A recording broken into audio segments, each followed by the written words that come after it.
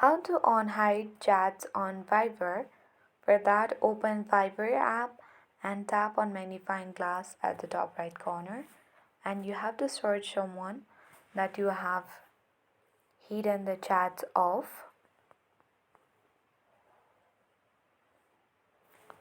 Open the chats and now you have to enter 4-digit PIN.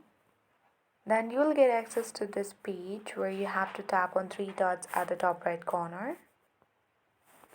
Sorry, you just have to not do that, but open their profile at the top of the screen. When you go to their profile, you will easily find out the option of unhide the chat, and you just have to tap on unhide chat and enter the 4-digit codes or the pin, and you can easily unhide the chat.